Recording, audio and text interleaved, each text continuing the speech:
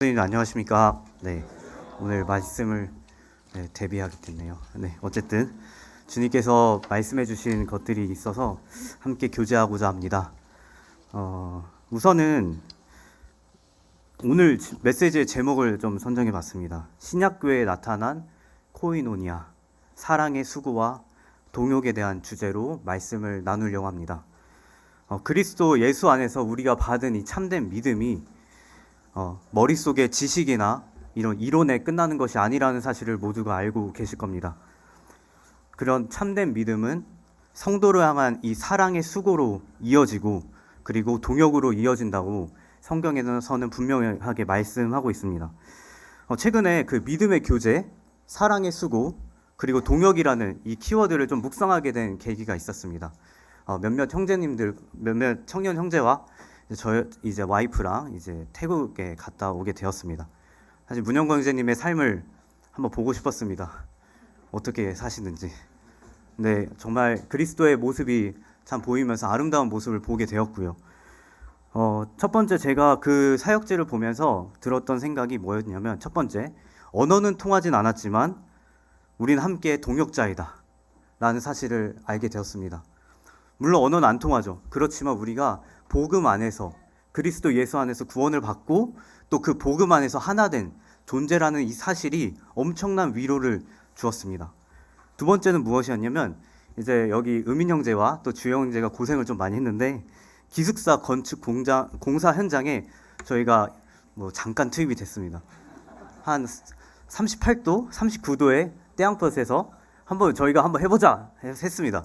근데 저희가 안 할 수가 없었던 게, 모든 성도가 하나가 되어서 그 사랑의 수고의 현장을 우리가 보니까 저희도 사랑하는 마음이 안 들 수가 없는 거예요.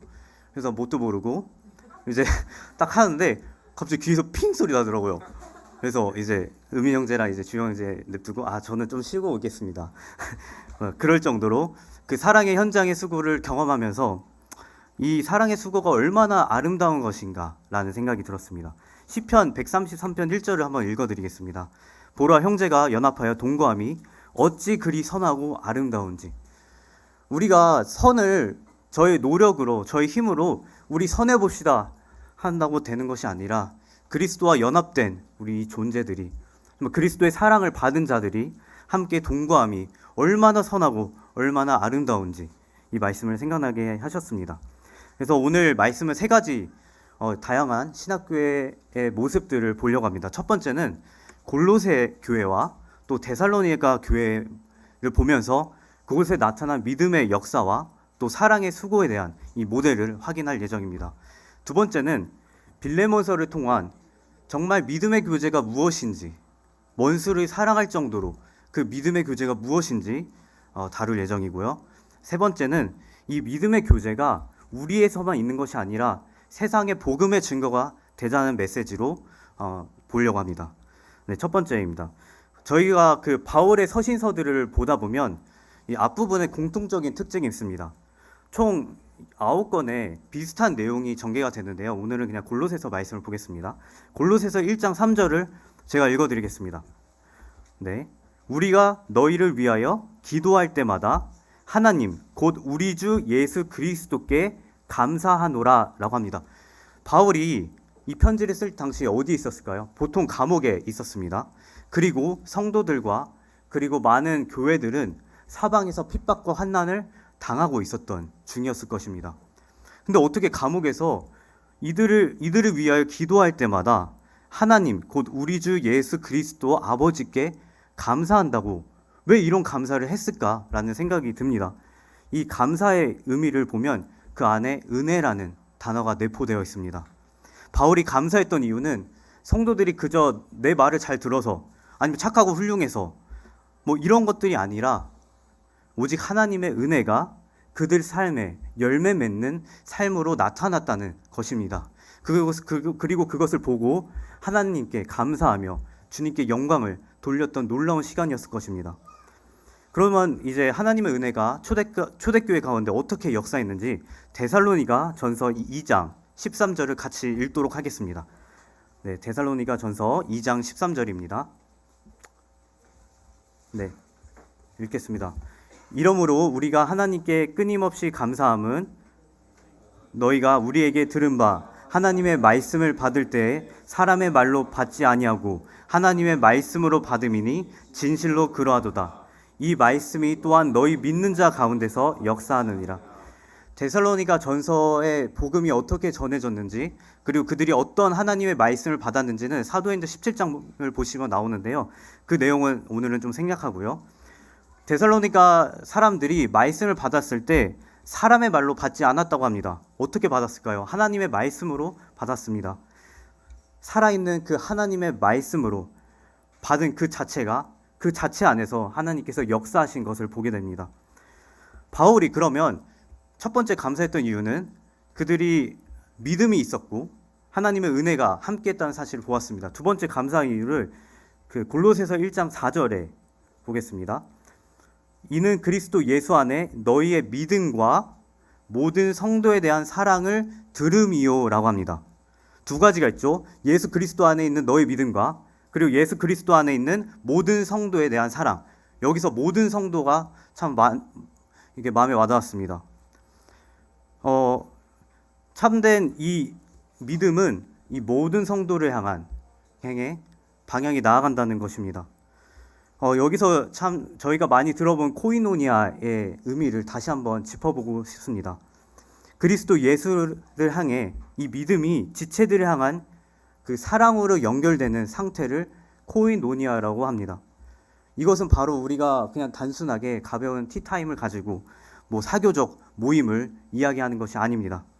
이것은 복음을 위해서 자신의 소유와 삶을 기꺼이 공유하고 이 동역의 관계이자 함께 이 복음의 일에 참여하는 존재라는 것입니다.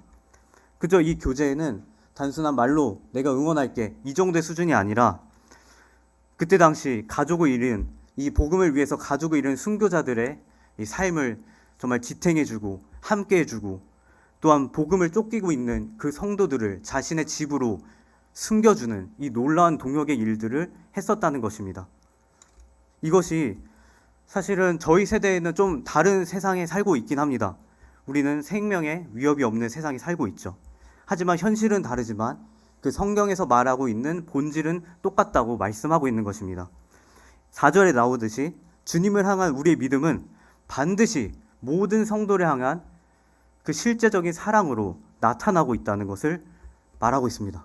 그리고 바울은 그것을 보고 예수 그리스도 안에서 그들을 향한 기쁨과 감사가 넘쳤다는 사실을 보게 됩니다. 참 모든 성도를 향한 이 사랑을 들었다는 이야기, 현실로 가능할까? 저도 가능할까라는 생각이 들었습니다. 참 저의 육신의 힘으로는 불가능한 것 같습니다. 하지만 그것들을 방해하는 두 가지 이유가 저는 있었습니다. 두 가지 이유가 이제 뭐였냐면 처음에 두려움인 것 같습니다. 당장 내 앞길 살기 바쁜데 당장 내 길도 어디로 가야 될지 어떻게 살아야 될지 모르는데 내가 어떻게 해야 될까? 그런 두려움이 있고요. 두 번째는 탐심입니다. 보이지 않는 우리의 내면의 우상인 것입니다. 이 골로새서 3장 5절에 이런 말씀이 있습니다. 탐심은 우상 숭배니라. 탐심이 곧 하나님의 자리를 대체하는 우상이라고 이야기하는 것입니다. 내가 더 채우고 내가 높아지려는 그 탐심이 있다라면, 그것에 내가 지배를 당한다면 사실은 성도를 돌아볼 이 동역의 관계는 절대로 있을 수 없는 일일 것입니다. 그러면 우리가 이제 초대교회 성도들의 모습이 이 참된 믿음이 있었고 그리고 모든 성도를 향한 그리스도의 그 사랑이 있었다는 사실을 저희가 보게 되었습니다.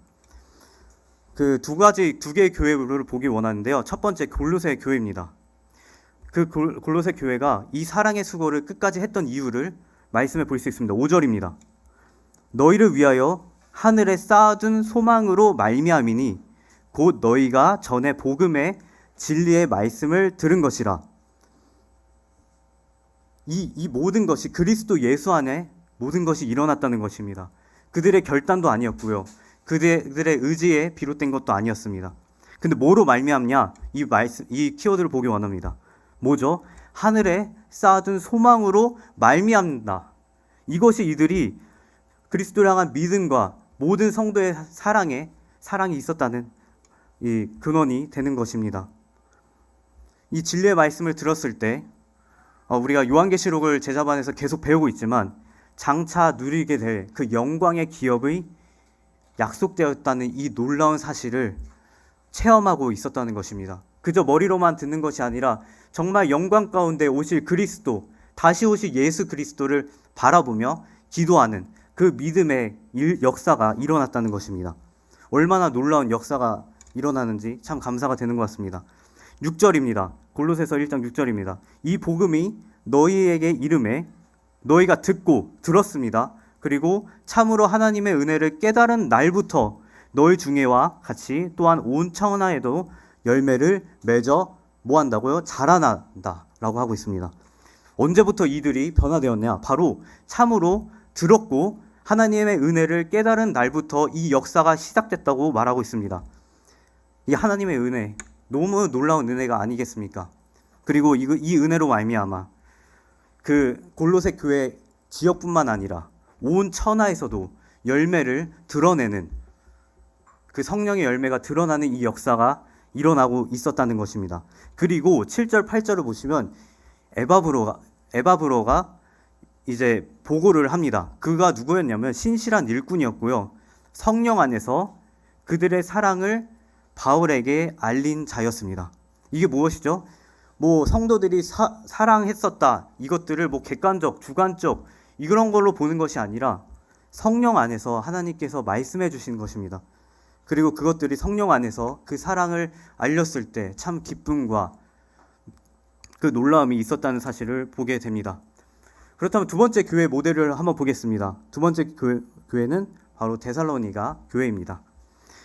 데살로니가 전서 1장 1절을 보시면 이 저자에 대해서 나오는데 저자가 공동 저자예요. 물론 바울이 중점적으로 적은 것 같긴 하지만 바울과 실라와 디모데가 나옵니다. 근데 1절 보시면 이제 3절과 4절 쭉 이렇게 보시면 하나님 앞에서 끊임없이 감사했다고 합니다. 똑같은 내용이 나와요. 끊임없이 감사를 했는데 이제 세 가지 열매가 나타납니다. 3절과 4절 제가 읽어드리겠습니다. 너희의 믿음의 역사와 사랑의 수고와 우리 주 예수 그리스도에 대한 소망의 인내를 우리 하나님 아버지 앞에서 끊임없이 기억함이니 하나님의 사랑하심을 받은 형제들아 너희를 택하심을 아노라. 여기 뭐가 나오죠? 믿음의 역사가 나옵니다. 그리고 사랑의 수고가 나옵니다. 그리고 마지막으로 우리 주 예수 그리스도에 대한 소망의 인내가 나오고 있습니다. 그들 가운데 믿음의 역사가 있었다는 것입니다. 저희가 행위 구원을 얘기하는 것이 아닙니다. 이것을 해야지 너희들이 구원받는다 이런 역사가 아니라 반드시 삶의 행실 가운데 믿음의 역사가 일어난다고 이야기하고 있습니다. 9절 말씀 보시면 이들의 역사가 어떻게 일어났냐면 우상을 버렸습니다.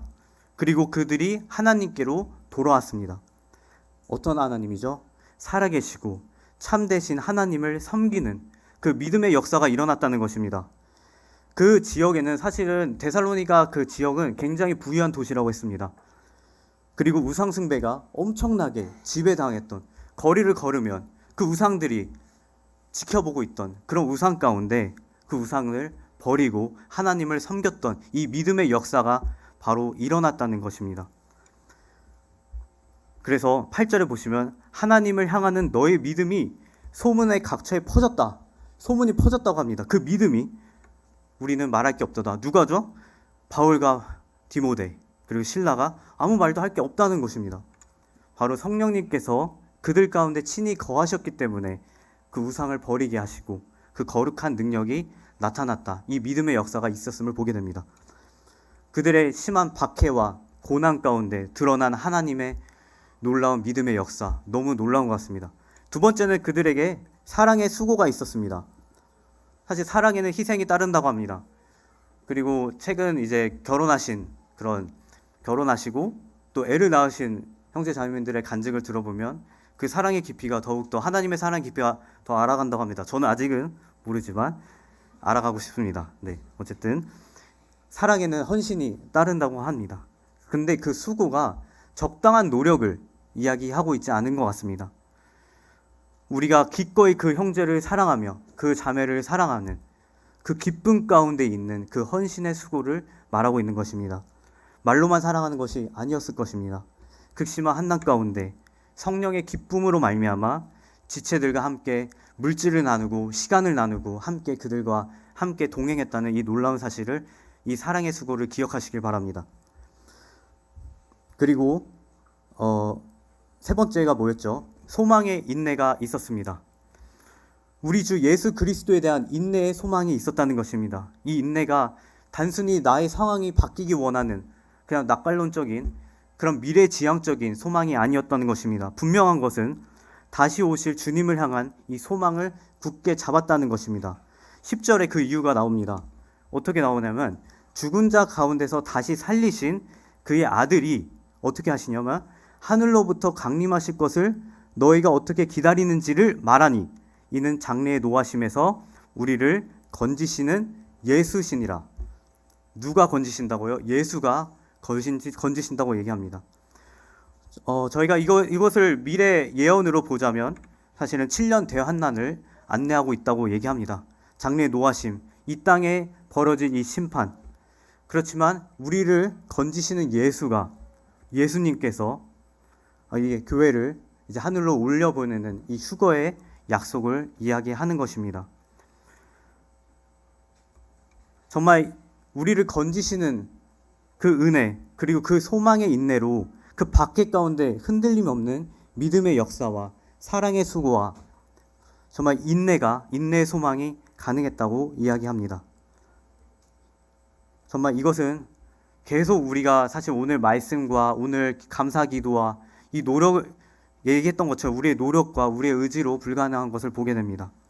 하지만 그들 삶에 나타난 이 분명한 열매들은 성령님께서 그들의 삶에 친히 역사하셨고 함께 하셨다는 사실을 보게 되는 것 같습니다. 그래서 이 데살로니가전서 1장 말씀을 통해서 우리에게 참 영적 본보기가 되는 것 같습니다. 우리가 이 믿음의 역사와 사랑의 수고와 그리고 이 소망의 인내를 우리가 붙잡아야 될 것입니다. 그렇다면 우리가 사실 교제에 대해서 어떻게 생각하시는지 잘 모르겠습니다. 사람마다 생각하는 게 다르고 소그룹 시간도 교제고 밥 먹는 시간, 애찬 시간도 교제고 모든 게 사실은 교제입니다. 사실 저희 형제 모임에서는 이 교제의 시작이 만찬에서 시작이 되는 것 같습니다. 정말 그리스도와 함께 우리가 죽었고 다시 살아난 그 뜨거운 관계 가운데 우리가 하나님과 소통하며 그 깊은 관계에 있다는 사실이 최초로 시작이 되는 것 같고요. 두 번째는 지역교회에서 우리가 어떤 교제의 모습이 드러나야 되냐, 이 하나님께서 말씀하신 것을 보기 원합니다. 빌립보서 1장 5절을 보시면 제가 읽어드리겠습니다. 너희가 첫날부터 이제까지 복음을 위한 일에 참여하고 있기 때문이라. 여기서 참여하고 있다는 단어를 보기 원합니다. 영어 성경에 보시면 파트너십 그리고 동역의 의미를 가지고 있습니다. 그리고 이 참여의 이 헬라어의 원어는 이 코이노니아니입니다. 이 단순한 침묵을 이야기하는 것이 아니라 이것은 복음을 위해 전심으로 동역하고 동참하는 것이 교제라고 이야기하는 것입니다. 목적이 분명합니다. 첫날부터 이제까지 우리가 과거부터 현재까지 그리고 미래까지 이 복음을 위한 일에 함께 참여한 자라고 하나님께서 말씀하고 계시는 것입니다. 실제로 이 편지를 쓸 때 빌립보 성도들이 어떻게 이제 도왔냐면 그 바울이 이제 감옥에 있었기 때문에 말로만 안부를 묻지 않고 물질을 드리고 또 서신서를 왔다 갔다 이제 보내기도 하고요. 그리고 기도로 그 고난에 함께 동참했던 것을 보게 됩니다. 이제 빌립보 교회 말고도 빌레몬서의 말씀을 보기 원합니다. 사실 빌레몬서는 1장밖에 안 됩니다. 굉장히 내용이 짧은데 엄청난 이 믿음의 교제의 비밀이 담겨져 있습니다. 빌레몬이 누구였을까? 최근에 사실 박근혜 형제님께서 잠깐 나눠주신 적이 있긴 했습니다. 그래서 주일 강단에 소개된 인물이기도 하지만 오늘 한번 다시 보겠습니다. 이 골로새 성도로서 그는 좀 부유했던 것 같습니다. 그래서 자신의 넓은 집을 이제 모임 장소로 기꺼이 내어주고 또 지체들의 섬김이 있었던 것을 보게 됩니다. 그 말씀이 6절과 7절을 보시면 나오는데요. 이제 내 믿음의 교제가 우리 가운데 있는 선을 알게 하고 그리스도께로 이르도록 역사하느니라. 이 믿음의 교제가 선을 알게 했고 그리스도께로 이르도록 역사하심이 있었다는 것입니다. 그리고 형제여, 성도들의 마음이 너로 말미암아 평안을 얻었으니 내가 너의 사랑으로 많은 기쁨과 위로를 받았노라 라고 합니다. 그리고 5절, 사실 5절도 한번 보시면 주 예수와 및 모든 성도에 대한 내 사랑과 믿음이 있음을 들음이니 라고 또 합니다. 이 7절, 이 믿음의 교제로 말미암아 첫 번째 유익이 있었습니다. 그것은 바로 지체들의 회복이었습니다. 성도들의 마음이 평안을 얻었다고 합니다. 여기서 마음은 인간의 내면에, 이 가장 깊은 내면의 그 중심을 이야기합니다. 말로만 형제를 사랑한 것이 아니었습니다. 그 환난 속에 그 지쳐있는 지체들을 위해 자신의 집을 내어주고 물질을 나눠줬던 것입니다. 그리고 지체들을 다시 일어설 수 있도록 그 쉼을, 그리스도 안에서의 쉼을 본보기로 보이고 또 나눴을 거라고 보여집니다. 그래서 실제적인 이 수고했던 것을 볼 수 있습니다. 두 번째 유익은 무엇이었냐면 선한 것들을 알게 했고 그리스도께로 역사함이 있었다는 것입니다. 우리 안에 있는 모든 선한 것들을 깊이 깨닫게 했다고 이 믿음의 교제의 유익을 이야기하고 있습니다. 여기서 말하는 선이 무엇일까요? 내 본성이 착함, 이것을 얘기하는 것이 아니라 우리가 그리스도의 생명을 얘기하며 새로운 본성을 이야기하고 있습니다. 우리를 구원하신 그 십자가의 은혜와 또 형제를 불쌍히 여기는 그 긍휼한 주님께서 주신 그 마음이었을 것입니다. 그리고 그 마음이 그리스도의 생명이 우리를 통해서 역사하고 그리스도의 향기가 드러나고 그 생명이 튀어나왔을 것입니다. 그리고 그 지체들을 하나님의 사랑을 발견하는 그 통로가 되었던 이 믿음의 교제가 있었다는 사실을 기억하기 원합니다. 이것만 봐도 놀라운 이 빌레몬의 믿음의 교제를 통해서 성도들이 받는 이 유익들이 많았던 것을 보게 됩니다. 근데 제가 이 말씀을 보면서 충격적인 이야기를 보게 됩니다. 7절까지는 굉장히 빌레몬의 훌륭한 모습을 칭찬했죠. 그래, 너로 인해서 성도들이 평안을 얻고, 영어에 보시면 리프레시라고 돼 있더라고요. 새롭게 리프레시 되기도 하고 너무 좋은 그런 믿음의 교제를 하는 본보기가 되었습니다. 근데 8절부터 한번 볼게요. 8절에 다 볼 수는 없어서 그냥 스토리텔링으로 말씀드리겠습니다. 받아들이기 힘든 이 겉면이, 이 간구가 시작이 되는 것입니다. 이 상황을 이해하기 위해서는 오네시모가 어떤 사람인지 알아야 됩니다. 그때 이제 주인이었던 빌레몬에게 이 재산의 손해를 입히고 도망간, 어디론가 사라져버린 노예였던 오네시모를 보게 됩니다. 그때 로마의 법으로 보면 이 도망간, 이 도주한 노예는 사형에 처하는 엄청난 죄인이었습니다. 그런데 너무 놀랍지 않습니까? 오네시모가 감옥에 갇혔는데 그곳에서 바울을 만났다는 것입니다. 하나님의 섭리로 말미암아, 그리고 그 영혼이, 무익했던 영혼이 유익한 자로 변하게 되는 이 놀라운 과정이 일어납니다. 그리고 복음을 시인하고 회심하게 되었다는 것입니다. 자신을 배신하고 상처 준 그 노예를 아무런 조건 없이 다시 받아들이라는 이 간구. 여러분, 이 편지를 받으시면 어떻게 하시겠어요? 대학로 모임에 떠나시겠습니까? 네, 저는 그런 생각까지 들더라고요. 어쨌든 8절과 9절을 통해 한번 보겠습니다. 내가 마땅한 일로 명할 수 있으나 뭐 사도의 권위가 있었죠. 야, 내가 너 이 정도는 말할 그 짬이 있어. 근데 뭐라고 얘기하냐면 도리어 사랑으로서 강구한다고 합니다. 믿음이 있었고 사랑이 있었는데 사랑으로서 강구한다고 합니다. 그리고 11절 보니까 내게 무익했으나 이제는 유익하다. 그걸 바울이 어떻게 알지? 아직 빌레몬의 상태를 모르지 않습니까? 근데 확신하면서 이야기하고 있는 것입니다. 그러면서 14절에 이 교제의 이 코이노니아의 핵심을 말하고 있습니다. 다만 내 승낙 없이는 내가 아무것도 하기를 원하지 아니하노니. 갑자기 발뺌하네요. 뭐죠? 근데 이는 너의 선한 일이 억지같이 되지 않고 자의로 되게 하려 함이라. 이제 그 사랑의 그 능력의 스페이스를 사랑을 하라고 이제 권면하고 있는 거죠. 16절과 17절입니다. 이후로는 종과 같이 대하지 말고, 원래 종이었어요. 그리고 도망갔어요. 근데 뭐라고 하냐면 곧 사랑받는 형제로 둘자라 합니다. 형제로 둘라는 거죠. 갑자기 신분 상승을 했습니다.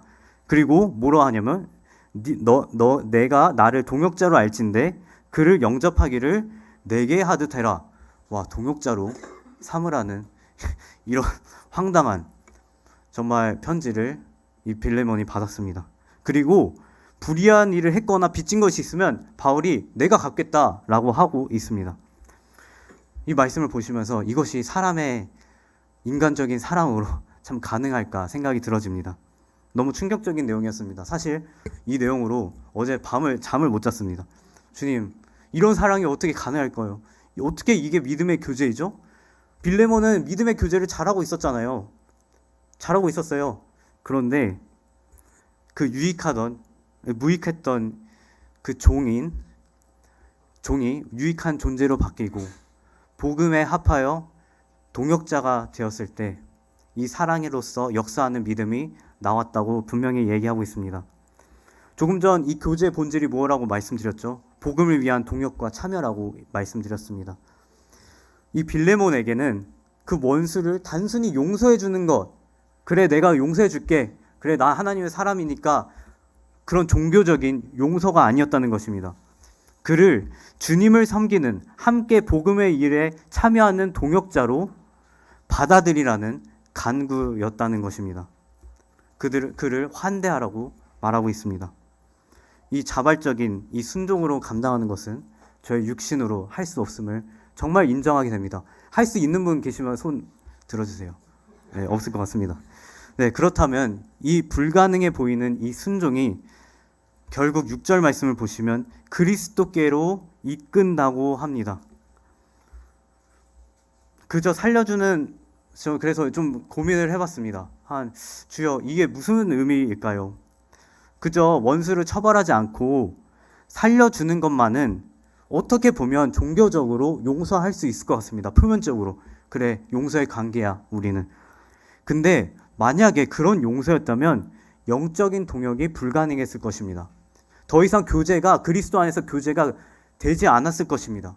그리고 함께 공존하고 함께 그 시간에 참여하며 그리스도를 바라보지 못했을 것이라는 생각이 듭니다.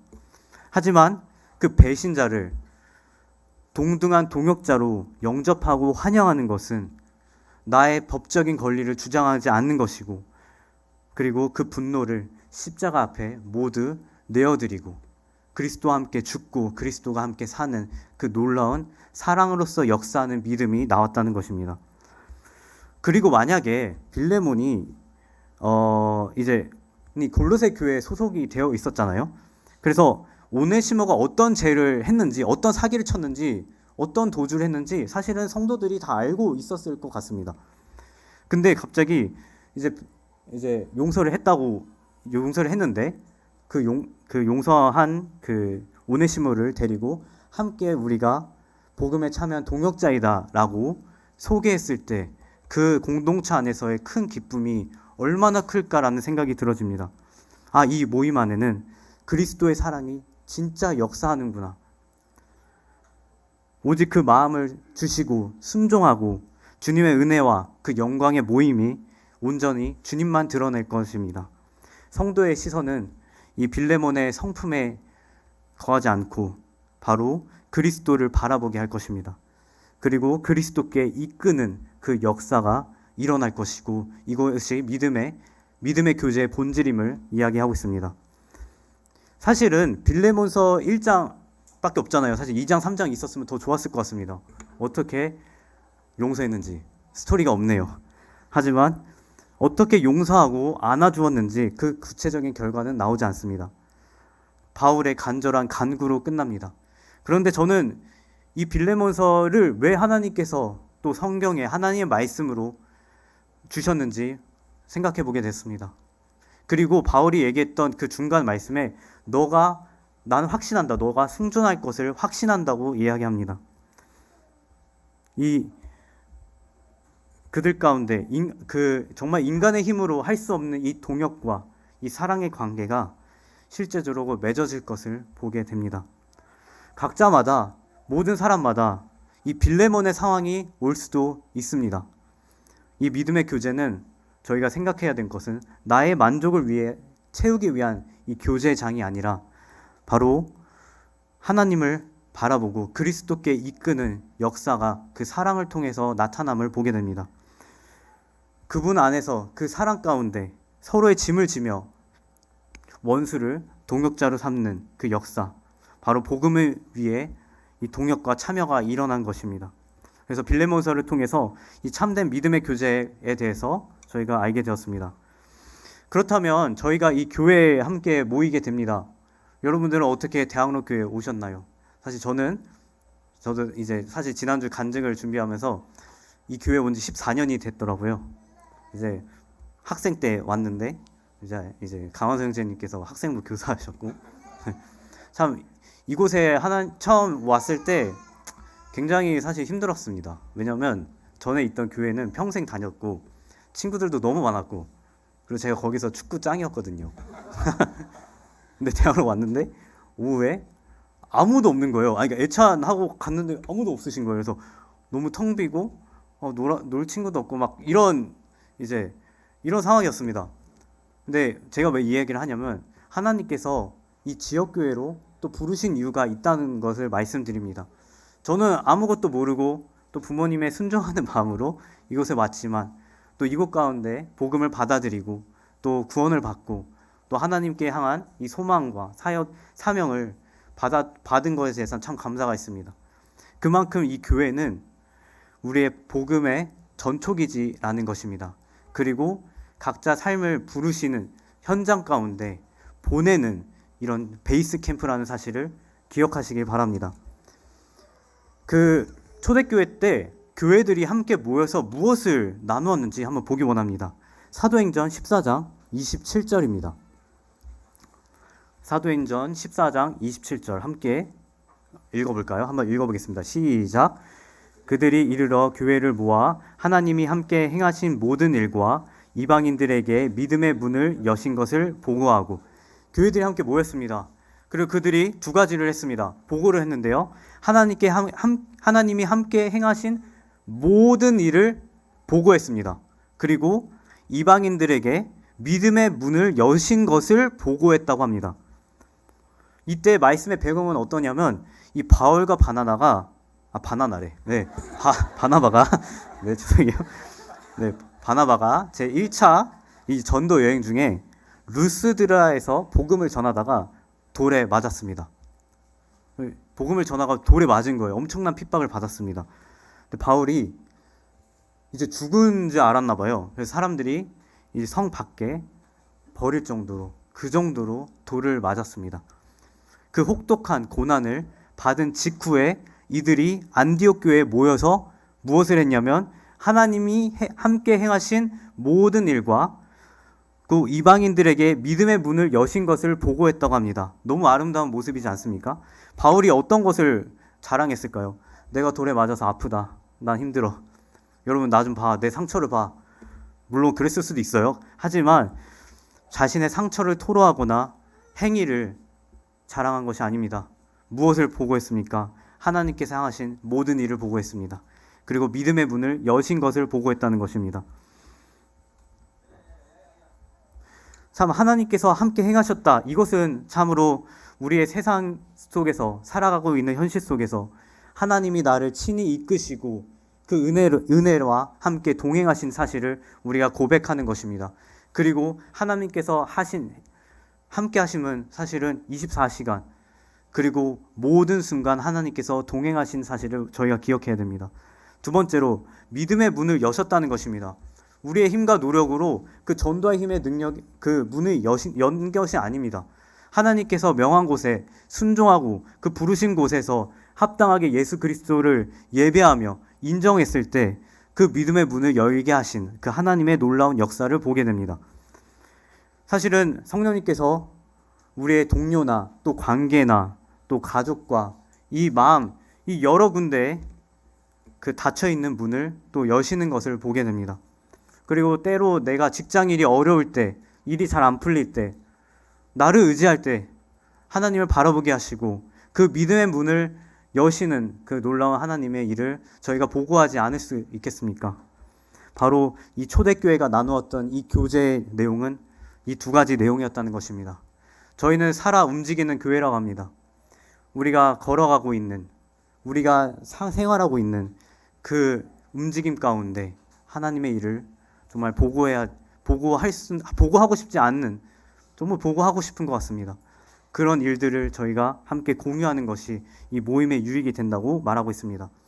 그래서 일터에서, 또 가정에서, 또 저는 거래처든 여러 관계 가운데 하나님께서 행하시는 일을 저희가 나누는 것이 얼마나 그리스도 안에서 참된 행복과 또 은혜를 경험하는 것 같습니다.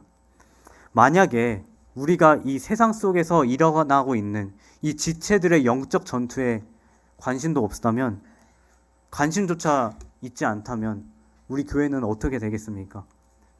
그냥 세상에서 나 잘났어, 난 이런 사람이야, 이것을 보고하는데 급급한다면, 그것이 아니라 바로 하나님의 하신 그 모든 일들과 그 믿음의 문을 역사하신 그것들을, 그 가운데 우리가 역사하심이 넘쳐난다면 이 기쁨은 넘쳐날 것이고 저희 다음 세대는 죽지 않을 것입니다. 이 질문을 거꾸로 또 생각해 봤습니다. 세상 속에서 홀로 고군분투하고 있는 성도들이 있다고 칩시다. 영적으로 홀로 싸웠고 힘들게 또 주님을 바라보며 남들은 알아보지 못하지만 그 가운데 주님을 경험하고 살고 있는 지체들의 모습을 상상해 보십시오. 근데 만약에 나를 위해서 기도해주는 이 영적인 동역자가 없다면 너무 외로운 너무 외로울 것 같습니다. 그래서 그 지역교회를 통해서 이 믿음의 교제가 너무 중요한 것을 보게 됩니다. 그래서 우리가 이런 하나님께서 행하신 일들을 우리가 나눌 때 로마서 12장 15절 말씀을 보기 원합니다. 진정한 동역의 자리가 될 것입니다. 그 모습은 바로 우는 자들과 함께 울고 기뻐하는 자들과 함께 기뻐하는 이 연합에 정말 이 참된 믿음과 모든 성도를 사랑하는 역사가 일어날 것임을 이야기하고 있습니다. 성도가 아파할 때 함께 아파하고 성도가 그곳을 기뻐할 때 함께 기뻐하는 이런 놀라운 역사가 일어날 것입니다. 그래서 실질적으로 저희가 수요 집회에 전해지는 이런 간증이 너무나 귀하고 너무나 소중한 시간임을 보게 되는 것 같습니다. 저희 교회가 한 150명에서 180명 되는 걸로 알고 있는데 이제 사실 1년에 많이 못하는 것 같아요. 하지만 우리가 그 성도의 간증을 들음으로써 우리가 그리스도의 사랑이 나타나고 또 함께 하나가 되는 것 같습니다. 그래서 모임에 누군가 간증을 할 때 꼭 들어야 되는 것 같습니다. 그리고 그것들을 육신의 잣대로 판단하는 것이 아니라 하나님께서 주신 그 거룩한 부담감을 갖고 그들을 위해서 기도하는 것이 우리의 영적인 동역임을 보게 됩니다. 그 간증을 통해서 우리는 첫째로 그 성도가 부르심 받은 그 장소를 알게 되는 것 같습니다. 그 지체가 처한 상황, 그 지체의 직업, 그 지체가 하나님께서 부르신 그 곳을 우리는 알 수 있는 것 같습니다. 어떤 영적인 그런 전쟁을 치르고 있는지, 어떤 믿음을 걸어가고 있는지 우리는 성도의 그런 간증을 들어야 될 것입니다. 그리고 성도의 간증을 들을 때 구체적으로 우리는 기도를 하기 시작할 것 같습니다. 그 어려움을 우리가 알고 있기 때문에 그냥 기도할게라고 끝나는 것이 아니라 그 가운데 하나님의 역사가 일어나길 함께 동역의 마음으로 기도할 것입니다. 그리고 세 번째는 우리가 이런 하나님의 일들을 보고했을 때 하나님께서 우리에게 주신 은사를 다시 생각나게 하실 것입니다. 이 은사가 나를 드러내는 것이 아닙니다. 오직 그리스도가 드러나는 그 피로를 채우는 사랑의 수고의 현장에 우리가 들어갈 것입니다. 하나님께서는 우리에게 각자 주신 은사가 있습니다. 근데 청년들에게 당신의 은사가 무엇이냐 하면 굉장히 겸손하기 때문에 몰라요 라고 하는 경우가 있습니다. 하지만 그리스도 안에서 받은 이 은사를 기쁘게 활용하는 것이 참 중요한 것 같습니다. 나를 위한 것이 아니라 교회 공동체와 그리스도를 위해 사용되는 이 사랑의 수고가 은사를 통해 발휘된다는 것입니다. 왜냐하면 성도의 그런 지체들의 현장을 통해서 그들의 피로를 우리가 볼 수 있는 것입니다. 하나님께서 주신 그 마음을 우리가 또 응답할 수 있는 시간이 될 것입니다. 이것이 바로 참된 교제이자 코이노니아이자 또 우리가 그리스도 안에서 서로 연합된 사랑의 존재라는 사실입니다. 네, 이토록 우리가 그럼 이런 교제를 우리가 나눴습니다. 그리고 우리는 뭐 수요 집회도 모이고 모교 또 청년 제자반도 있고 또 여러 가지 모임 행사가 있습니다. 요한복음 17장 18절 말씀을 주님께서 좀 주시더라고요. 하나님께서 나를 이 세상에 보내신 것 같이 나도 그들을 세상에 보냈다 합니다. 여러분들을 세상 가운데로 보냈다고 하는 것입니다. 물론 교회로, 지역교회로 부르셨고 그뿐만 아니라 복음의 증거로 세상을 향해 나아가라고 주님께서 말씀하고 계십니다. 성경은 명확하게 말하고 있습니다. 그 진리를 위하여 함께 수고하는 자가 되라고 하는 것입니다. 우리가 진리를 위해 함께 수고하는 자가 되고 또 세상에 보내심을 받은 존재가 되었다는 것입니다. 그래서 우리가 주일날에 모여서 하는 이 교제가 사실은 월요일에 똑같은 일상이 아니라 정말 보내심을 받은 우리가 보내는 각각 성도의 그런 영적인 동역하는 마음으로 그들을 세상에 보내는 그런 영적인 동역이 얼마나 아름다운지 생각하게 보게 되었습니다. 우리가 성도의 직장과 성도의 삶을 현장을 사실 가기는 쉽지 않습니다. 우리 몸에 한계가 있죠. 하지만 우리가 영적으로 함께 동역자로서 그들을 위해서 그들을 향해 하나님께 감사하고 그들을 향해 기도할 수 있는 능력을 우리에게 주셨다는 것입니다. 이것이 영적인 파송이자 동역의 관계라는 것을 말하고 있습니다. 그래서 막상 저도 이제 사실은 청년부 20살 때부터 여기 청년부 있었잖아요. 근데 이제 이런 교제가 쉽지 않더라고요. 그러니까 이제 주일에 이제 애찬 시간에 이제 복음적이고 뭐 예를 들어서 오늘 이번 주에 정말 하나님 안에서 어떠한 일들이 있었어? 정말 하나님께서 어떤 일을 행하신지 우리가 함께 나눠볼 수 있을까라는 교제가 하기가 좀 어색할 때가 있습니다. 저희가 성도임에도 불구하고 괜히 이렇게 깔깔깔 웃고 있다가 갑자기 이런 얘기하면 좀 어려워질까봐. 근데 생각해보면 우리 안에 있는 교제가 이 풍성함은 결국 하나님이 중심되고 우리 안에 경험된 이 믿음의 이 삶을 증거했을 때 그 풍성함이 2배가 되고 10배가 되고 100배가 될 것을 믿습니다. 그렇기 때문에 이번 주 가운데 정말 이런 영적 전쟁에 내가 실패하더라도 그것들을 나누고 또 그 안에서 주님의 성령의 역사하심으로 그 능력을 받은 이 놀라운 간증들을 저희가 조금이라도 나누는 훈련이 필요하다고 생각이 들어졌습니다. 그래서 오늘 점심에 미션이 있습니다. 한번 자연스럽게 물어보고 또 다음 주에 그 영적인 동역자로서 기도하겠다는 이 전후에 다지면 좋을 것 같습니다. 네, 히브리서 10장 23절에서 25절을 보겠습니다. 이 동역의 원리를 이야기합니다. 네, 같이 한번 읽어보겠습니다. 네, 10장 23절에서 25절입니다.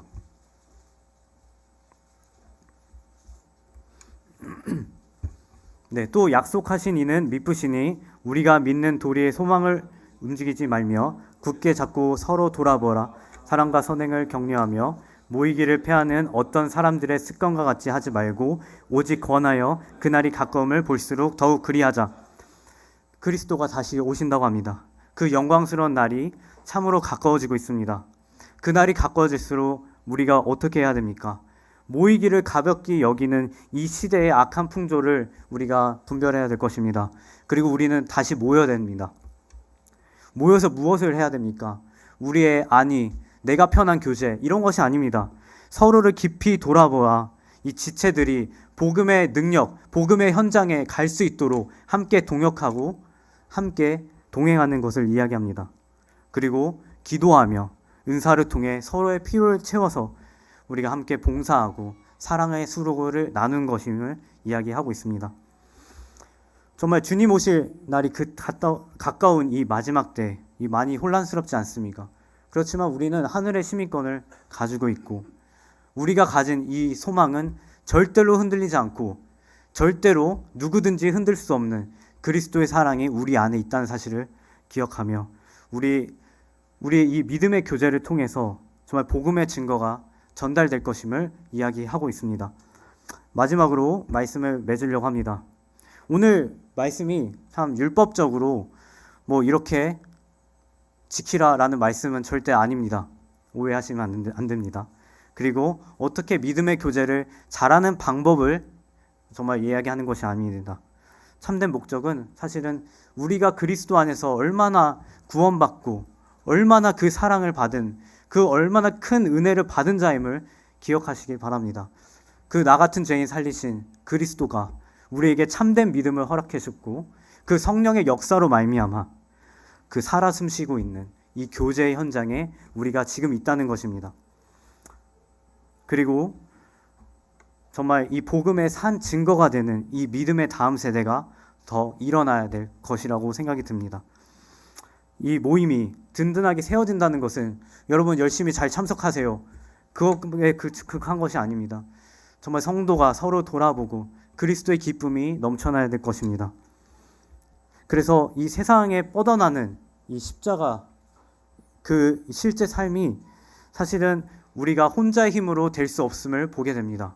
우리는 온 몸이 각 마디를 통하여 도움을 받음으로 연결되고 결합되어 각 지체의 분량대로 역사하여 그 몸을 자라게 하며 사랑 안에서 스스로 세운다는 그 말씀을 기억해야 됩니다. 에베소서 4장 16절입니다. 그에게서 온 몸이, 그가 누구십니까? 바로 우리 교회의 머리 대신 예수 그리스도이십니다. 우리의 몸과 신경이 심장을 통해서 숨쉬고 통하듯이 형제를 사랑하는 이 에너지는 우리의 억지로 짜내는 것이 아닙니다. 오직 교회의 머리 대신 주님으로부터 보혈의 은혜와 성령의 능력으로 공급받아야만 사랑할 수 있음을 이야기하고 있습니다. 그리고 머리 대신 주님께 우리는 붙어있고 그 온몸이 각 마디를 통하여 도움을 받음으로 연결되고 결합된다고 합니다. 이 성도 간의 교제는 우리의 관절을 이야기하는 것 같습니다. 우리 교회를 움직이는 것 같습니다. 결코 우리가 홀로 서기 그리고 홀로 신앙생활로 이것들이 이루어지지 않음을 보게 됩니다. 옆에 있는 지체들을 바라보기 원합니다. 영적인 동역자인지 함께 그런 아름다운 고백을 하는 것이 참 유익하다 생각이 들어졌습니다. 그리고 우리는 그런 하나님의 은혜를 또한 성도를 통해서 공급받고 있음을 보게 됩니다.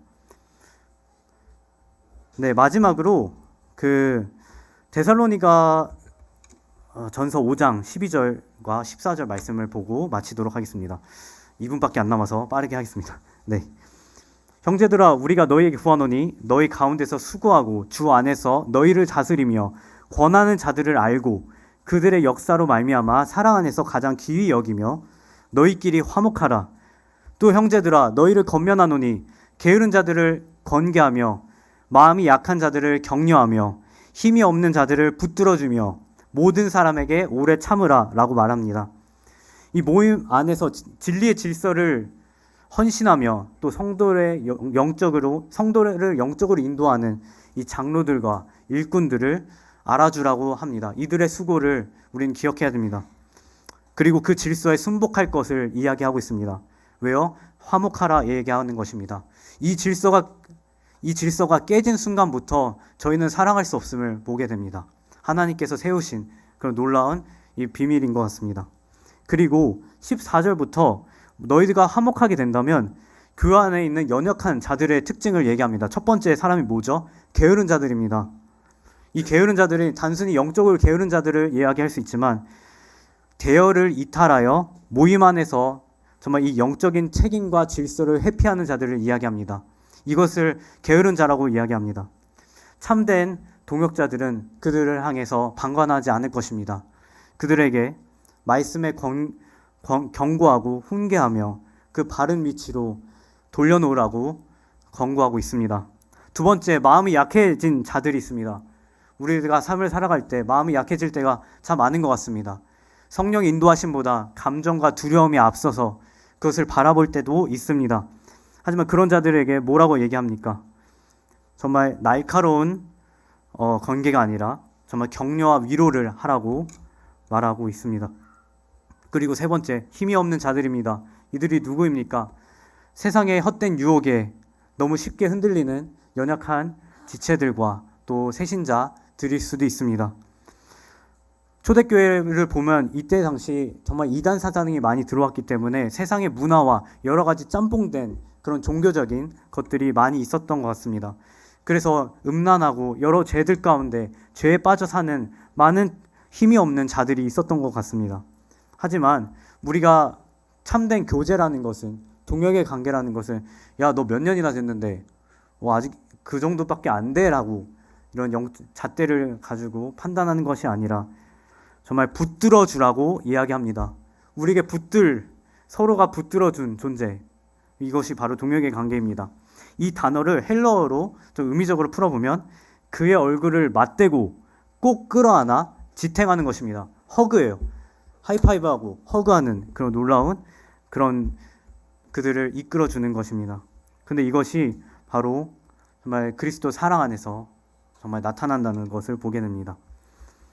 정말 주님께서 주시는 그 사랑의 힘은 참 놀라운 것 같습니다.